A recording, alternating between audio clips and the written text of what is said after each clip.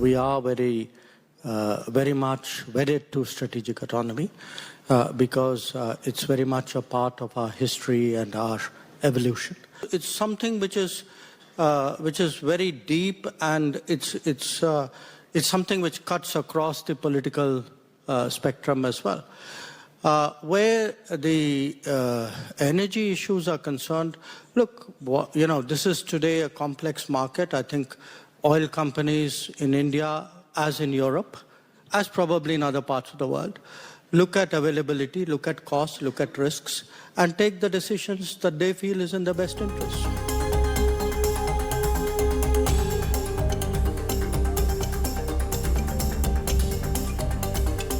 So many things are changing, and so many of us are doing calculations and recalculations. We would not necessarily agree on everything, but I do believe that by doing that, and if there is an inclination to find common ground and overlaps, that would happen. But if the bottom line of your question is, would I remain independent-minded and make my decisions, and would I make choices which sometimes may not agree with your thinking or his thinking or somebody else's thinking out there? Yes, it can happen.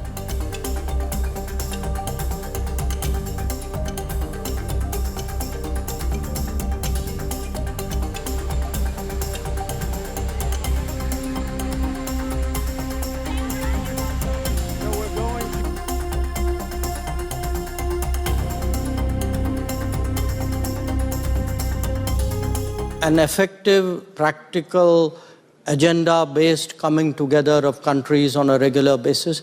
This has been very much the hallmark of Indian diplomacy now for about 2 decades.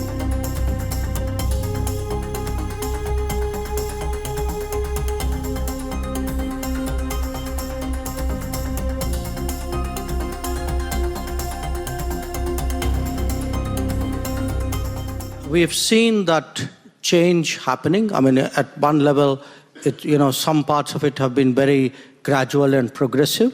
But the last 5 years, there have been a series of shocks which have accelerated that. I think COVID was a shock. The conflict in Ukraine was a shock.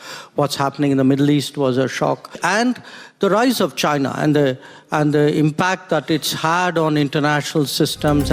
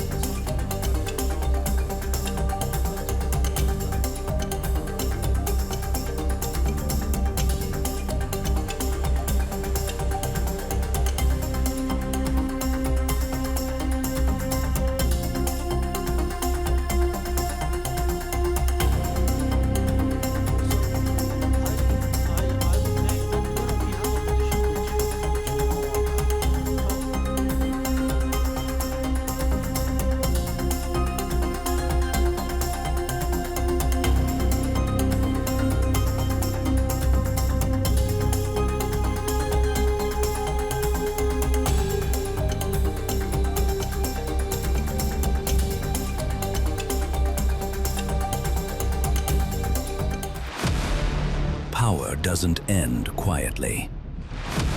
Some deaths are not accidents. They are messages. A gunshot. A crowd. A country frozen.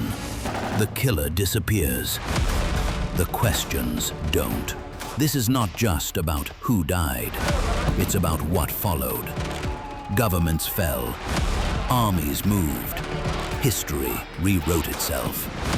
5 leaders, 5 moments, one pattern, the assassination.